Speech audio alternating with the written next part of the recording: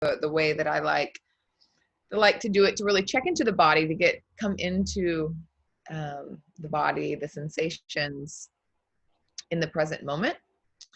And I think that it can be really beneficial really all the time, but it always seems like there's something intense going on as of late, but I guess it's always.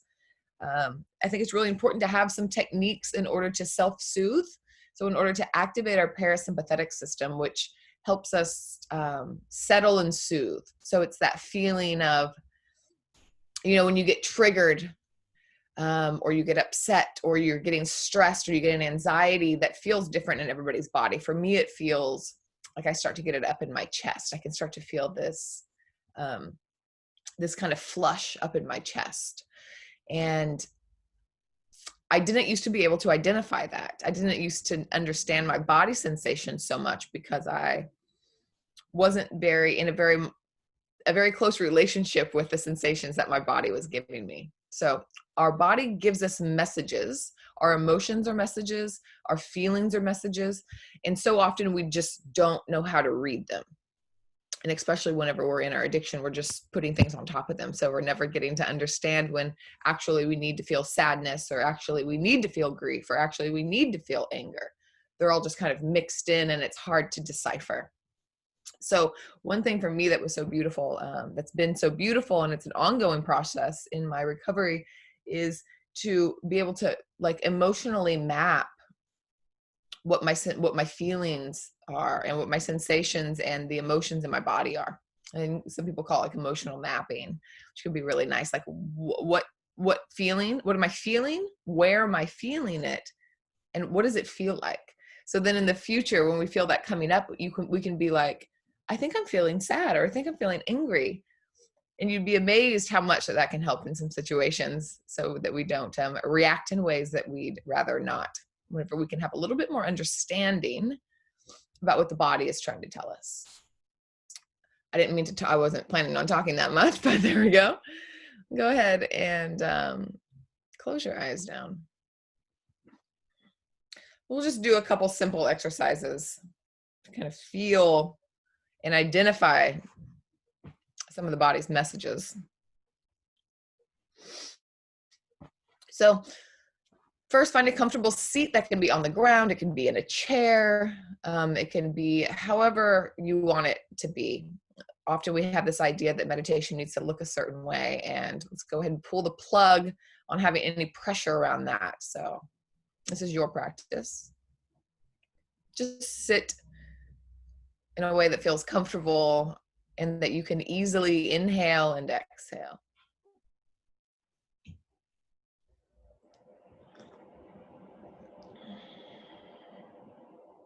And stay with the breath. We'll stay with the breath for about 3 rounds. So keep the attention on the breath, just the inhale and exhale.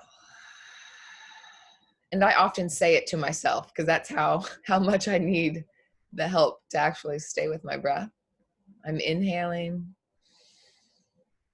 I'm exhaling. I'm inhaling. I'm exhaling.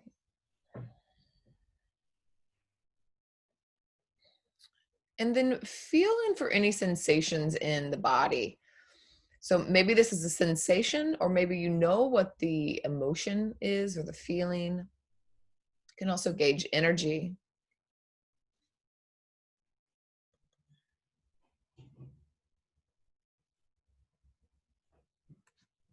Maybe there's sadness, maybe there's frustration. Maybe it's peaceful. We have the full range of emotions. We have a tendency to identify emotions as my sadness or my anger. And I think that it's important that we realize that these emotions come and go, and they're not ours. They just are. We have all of them. So it's just whatever's present right now.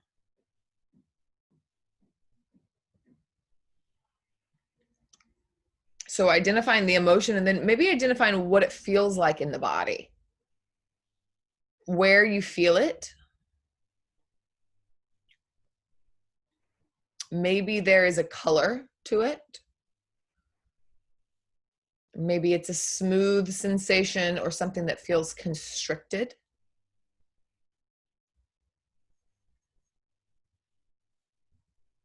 Just continue breathing and feeling into the sensation, and anything that you can identify about it.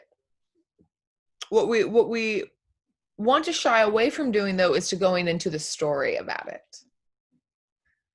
So just saying, so and so said this, and so said this, and this is why I'm upset. We're just sticking with the sensation rather than the story.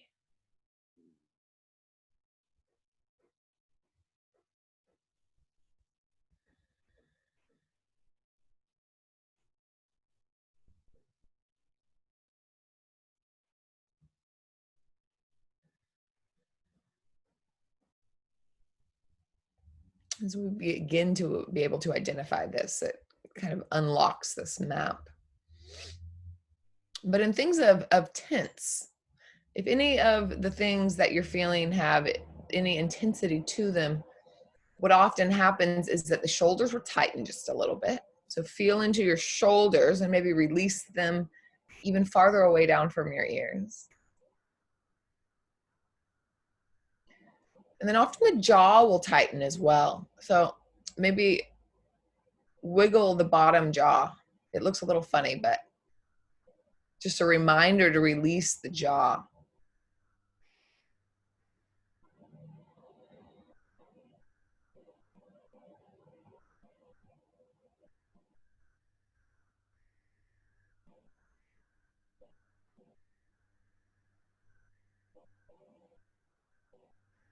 And we'll take a couple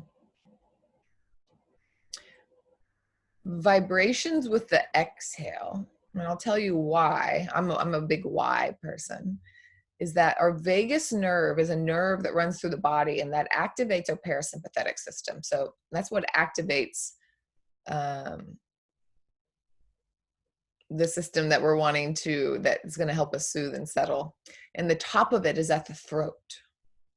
So some things that can do to activate that nerve is whenever we do an audible exhale, it activates that area. So or any kind of sigh, or even a vibration like a hum, like So any sort of audible exhale hits that vagus nerve.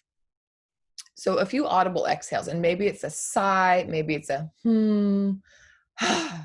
can be anything like that. And I think that's why we do that when we're stressed out. Sometimes we'll naturally just be like, and that is what that is. So a few times. And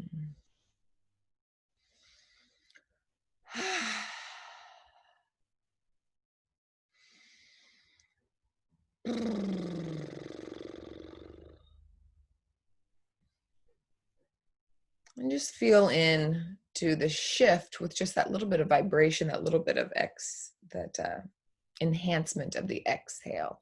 And we'll sit in silence for a few moments, few minutes, just to feel in.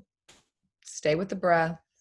When the mind wanders, as it will, that's fine. Just bring it back. You can even come back to saying, I'm inhaling, I'm exhaling.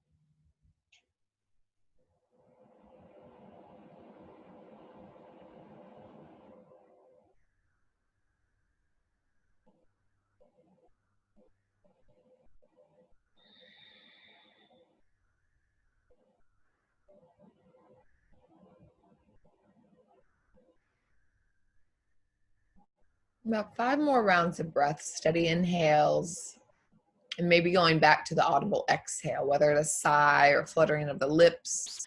I like to hum on my exhale. I really like the vibration in the body. So whatever you'd like to do.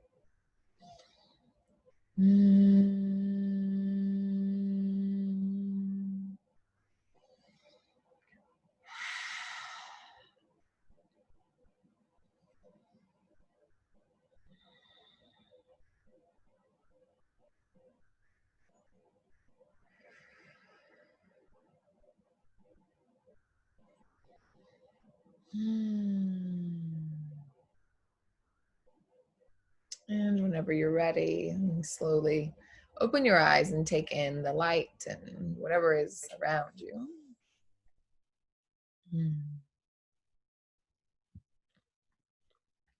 And just taking a moment to notice any differences in the body.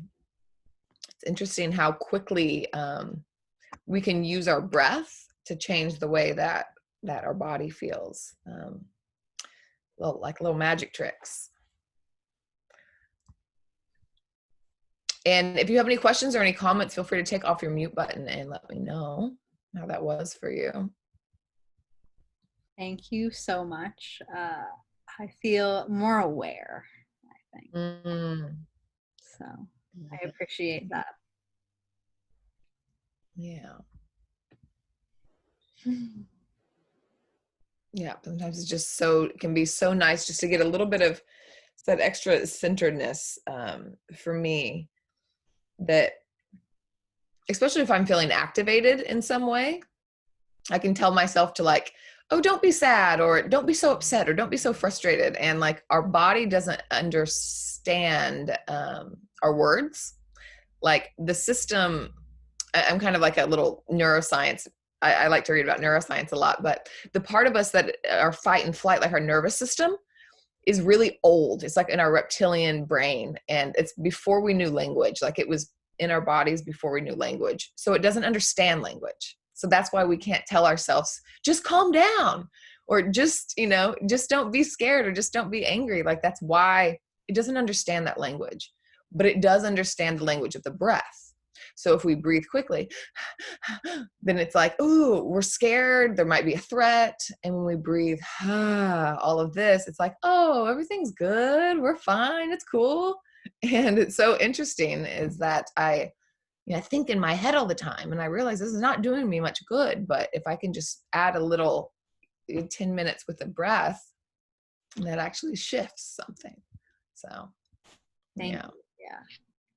So simple, we like to overcomplicate it. I do. Yeah, indeed. Great. Well, thank you all. I hope you have a good evening wherever you are. And thanks for joining me. If you want to do any yoga classes with me, I definitely have. I think I have a link in this stuff here, but I have lots of Missy's, yes. Hundreds of yoga classes at all different levels on YouTube. And I think there's a link my stuff in there, but yeah. Yes, I do them, and they're great. So nice. So, all right. Well, I will see you all next week. Hope you have a beautiful week. bye.